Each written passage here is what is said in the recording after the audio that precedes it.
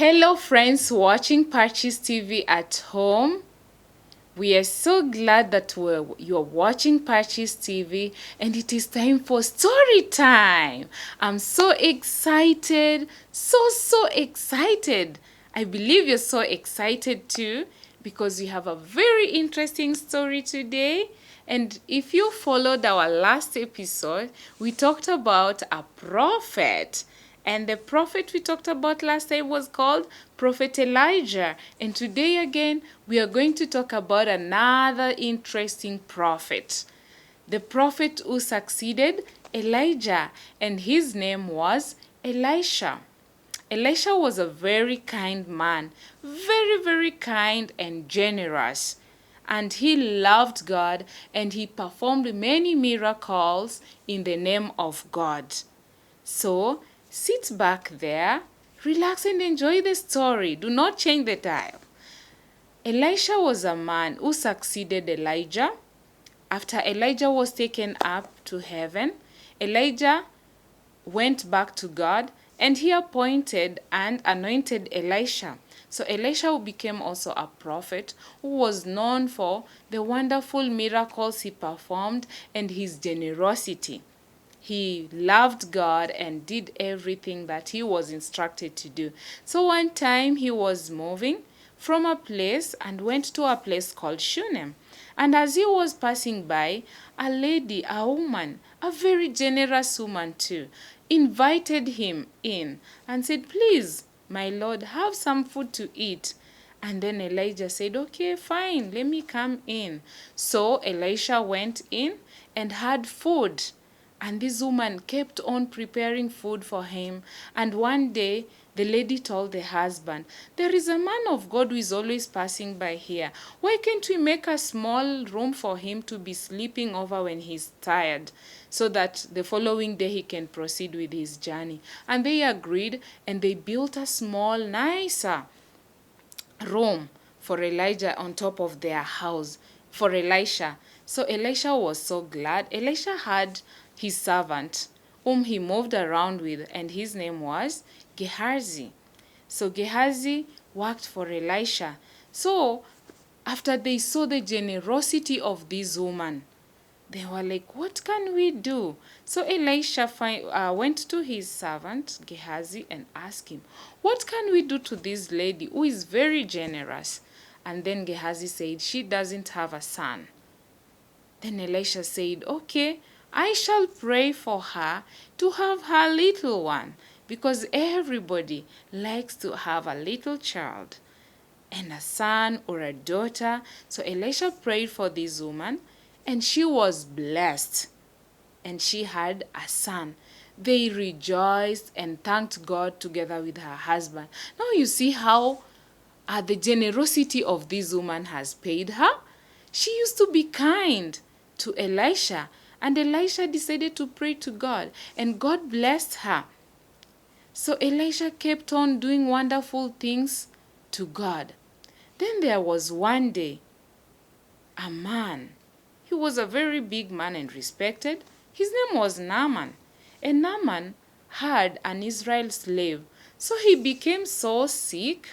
He had leprosy all over his body, wounds everywhere, and he could not do anything. And one day, his servant told him that, "My Lord, there is a prophet of God, a man of God, who can heal you.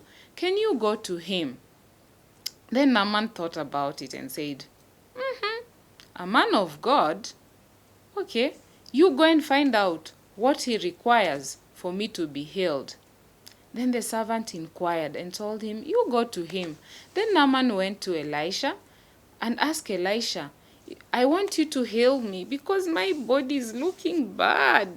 Everywhere there are wounds.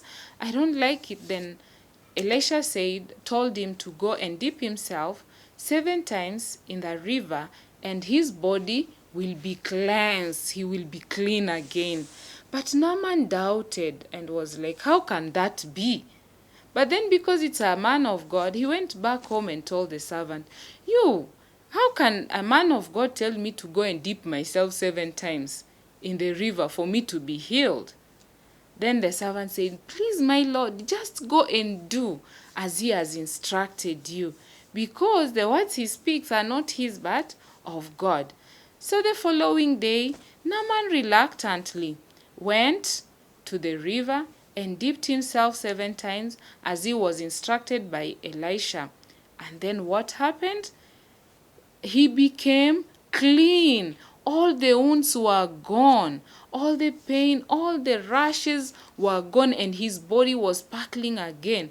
And he could not even believe himself. He kept on touching himself. And he went and he told his maid, "You are right. I'm healed." He's a true man of God. Now we have to reward him. Then he went and inquired from Elisha, "What can I give to you as a reward of all that you have done to me? I'm now okay. I'm healed. I've recovered. No more pain. My skin is okay. I do not look ugly anymore," because he was really looking ugly with wounds everywhere. He was so scary that even people feared him.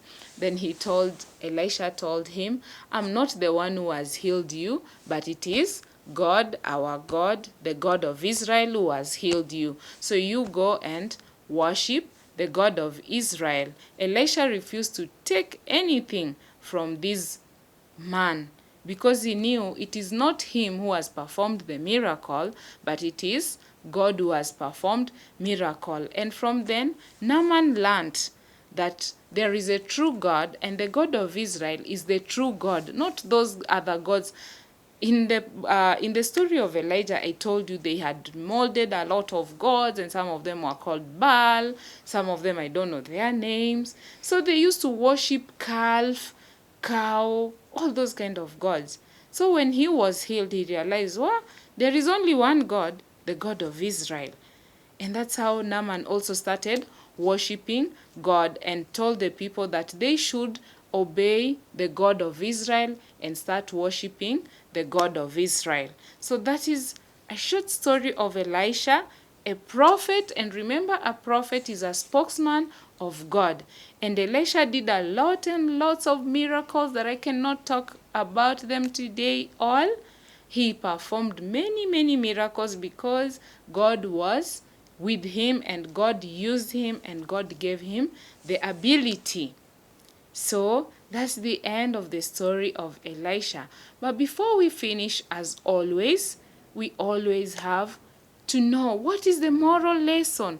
What can we learn from the story of Elisha?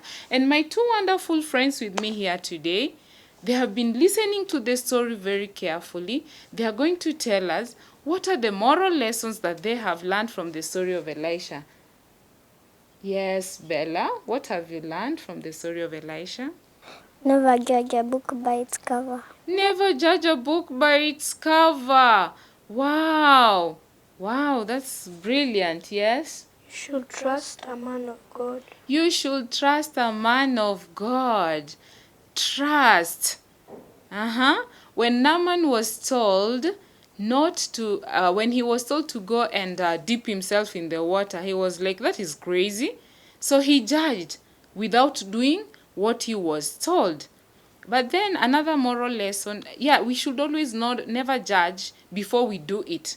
And do not judge a book by its cover. That's what Bella said, a very powerful one. We should not just look at the book and say, this book is boring or interesting. Why can't you read the book first? So Naaman should have gone to the river first before saying that that man is lying. And trust. When the maid insisted, he trusted and he went and dipped himself and he was healed. So we are learning that never judge a book by its cover, and we should always trust a man of God. Another thing, sharing is caring. The Shunem woman shared what she had, even built a smaller room for the man of God, and we see she was rewarded by a son. When Elisha prayed for her, God blessed her with a son. So, thank you so much, my wonderful friends that were with me in studio today. What's your name? Misa. And you? Bella Ineza. Bella and Breeza are children from St. Michael Cathedral Parish, Christ the King community. They are Sunday school children, and they were so glad to be with me today in our story time corner, and I hope you have enjoyed the story. Keep watching PACIS TV for our next episode. God loves you so much, and thank you for watching Story Corner. I'm your host, Celestina War. Until next time, God bless you. Thank you. Keep watching PACIS TV.